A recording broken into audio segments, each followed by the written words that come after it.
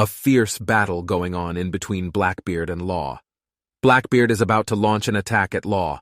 He charges up the Gura Gura and holds himself in the air, soon going to punch Law. He exclaims that there is no point in running and Law cannot escape. Law, on the other hand, is thinking about the Heart Pirates crew. He orders Hakugan to take care of the Polar Tang. Following his order, Hakugan quickly takes charge of the Polar Tang. Law also orders Shachi and Penguin to jump in the sea and provide cover. They both also follow his orders. Law conjures the first R-room of fight and uses the amputate technique, resulting in a deadly blow. In an instant, a neigh sound can be heard as the blow has sliced Stronger in half, throwing Blackbeard off the horse. Blackbeard knocks into the air, looking shocked at Law's power. Blackbeard wonders whether Law is using an awakened technique. He then angrily calls him a bulge-sucking rat. However, while Blackbeard is still in the air, he launches the devil fruit power known as Gura Gura, also called as Quake Crash, resulting in massive shockwaves throughout the ground. Blackbeard bursts into laughter seeing the condition of the ground, while the Heart Pirates are left baffled because of the unexpected attack.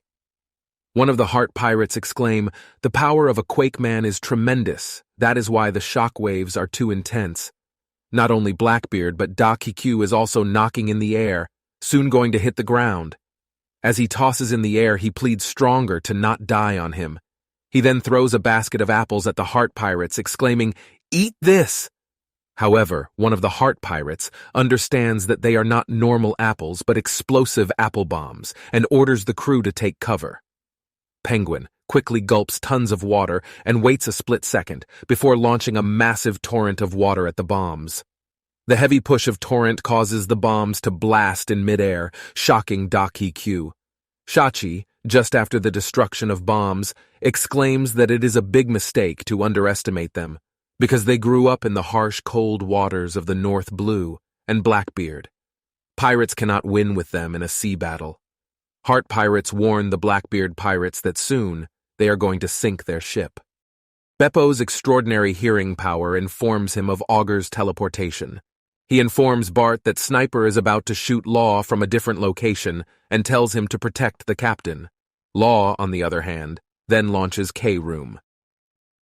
At that moment, Bart comes in front of Law, acting as a shield to protect Law from the Sniper. He successfully protects Law from the shot, leaving Augur surprised as he calls him a tough bodyguard. Law uses the Shockville attack and pierces his sword in Blackbeard's chest. Blackbeard finds the attack horrible. The stab results in Blackbeard throwing off blood, and for one moment, he is in a state of dizziness. Blackbeard coughs and pants.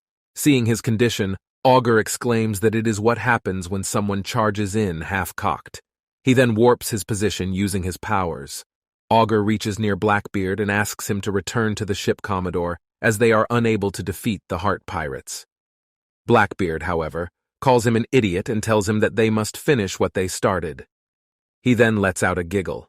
As a result of his command, Augur has to warp him to the position where Law is. Now the two of them are facing each other. Law, on seeing Blackbeard, exclaims, "Do all your officers have devil fruit powers?" Blackbeard is huffing because of his stabbed chest. Law says that it must be a pretty raw deal hauling around so many anchors. Blackbeard replies that they are called devil fruits for a reason, as the weakness is well worth the trade-off. Law has pointed out their weakness, which is that no one of the Blackbeard pirates can travel in the sea. As Law has figured out their weakness, the Polar Tang starts attacking the Blackbeard ship from below. Some Blackbeard pirates are left baffled at the sudden attack. They realize that the Heart Pirates are trying to sink them from below. What panics them even more is the realization that the Heart Pirates are so strong underwater. Two Blackbeard pirates who are guarding the prison where Pudding is captured discuss the situation that is unfolding. One says that they might be taking now. The other one says that the Heart Pirates will soon become history, as the Commodore is the strongest around. Pudding warns them that Big Mom is going to make them eat those words if she is still alive. The two, however, laughs at her words and exclaim that the one they are fighting outside are his mom's killers, and new eras only happen when the old legends are torn down. Blackbeard and Law are busy in launching attacks on one another. The fight intensifies further when Blackbeard performs his Black Vortex move. the scene shifts to Marine headquarters, where Akainu receives the information of the battle going on in between Blackbeard and Law at the Winter Island. Akainu exclaims that they are forced to wait again and says that being Fleet Admiral is so damn frustrating. Meanwhile, on Egghead Island, where Straw Hat Pirates and Bonnie were fighting with the Pacifista, observed that the Pacifista stopped as soon as they transformed. They have been transformed by Bonnie using her devil fruit power. Luffy, who has been transformed into an old man, asks Bonnie that did she have to make her this old.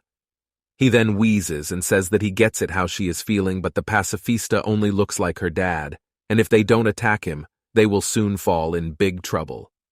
Bonnie remains silent at his words. Chopper tells Luffy to have a heart, and then he says sorry to Bonnie. Chopper then tells her that pacifistas bring up some bad memories for them. Jinbei then exclaims that Kuma may no longer be human, but that does not make it any easier for his daughter to come face to face with his doppelganger. Jinbei further says that he has nothing personal against Kuma, but what he knows about Kuma does not paint a pretty picture about him.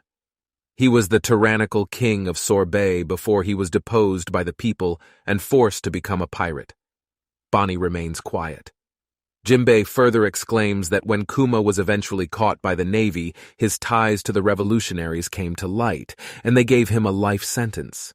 Vegapunk took an interest in him due to his physical prowess, so he was offered the opportunity to roam the seas again as a warlord, on the condition that he become a specimen for body modification and cloning.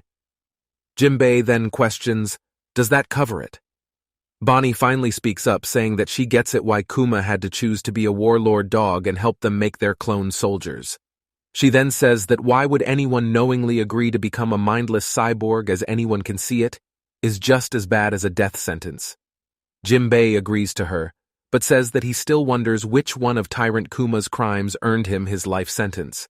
Bonnie angrily attacks everyone and shouts that her dad was no stinking tyrant as he hated the government. He would never submit to them, and they must have forced him to accept the procedures somehow. Bonnie has used a beam saber attack, which leaves Luffy in awe. Bonnie exclaims that they must be in a scrapyard for Vegapunk's junk. He may call himself a scientist, but to her he is just a murderer. Bonnie exclaims that his dad always used to say that he was part of a special race, but him being part of a different race does not justify forcing him to be a lab rat, and it also does not justify killing him. Bonnie calms down and transforms them into normal. Luffy agrees to Bonnie while Chopper is surprised, hearing the word, a special race. The scene shifts to Thousand Sunny. The robot, holding Thousand Sunny, is soaring through the air. Vegapunk tells them that the robot is Vega Force 01, and its anti-gravity unit and jet thrusters allows it to easily sustain the propulsion. The island aircon is also needed to ensure a suitable climate, and one day, this will be possible anywhere. The crewmates inside Thousand Sunny notices that they are just above the Vegapunk city. Usopp exclaims that there are giant monsters below. It is like some kind of futuristic city. The Punk 02 exclaims that the world of tomorrow is built there. They finally land on top of the Punk records. They have reached Egghead, the island of the future. Punk 02 tells them that the research stratum is right above the clouds, and the fabrication stratum is just below them. The manufacturers and research assistants reside there.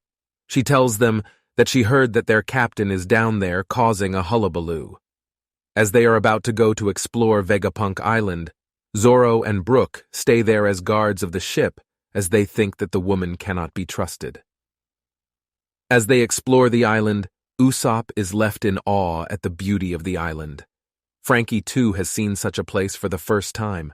Punk 02 tells him that they can control the island's atmosphere and can naturally make use of pyrobloin to coagulate and control the density of water vapor. Thus, they recreate the islands and sea clouds you usually find on sky islands. She then shows them the entrance to the main lab. Frankie, seeing the entrance, runs towards it. But they all are stopped by Punk 02, who tells Team that have to change themselves into some appropriate attire before entering. She tells them that they can get costumes from the dressing transformation room. She also explains to them that when they try shoes, they must use lever to adjust the size of shoes. After some time, they have changed their attires completely. Nami exclaims that the attire is awesome. It is so light and cute. Sanji compliments Nami and Robin and calls it a cutting-edge fashion. They all compliment each other on their looks. The final scene shows Punk 01 saying that the problem with being a genius is that you can see your own future coming too. Somebody else exclaims, "What are you talking about, Vegapunk?" Vegapunk, on the other hand, exclaims that he thinks he will be dead soon. The person replies, "Don't kid about something like that." Vegapunk says that he just wanted to tell Dragon about this. The final sentence leaves a suspense that how these two are interconnected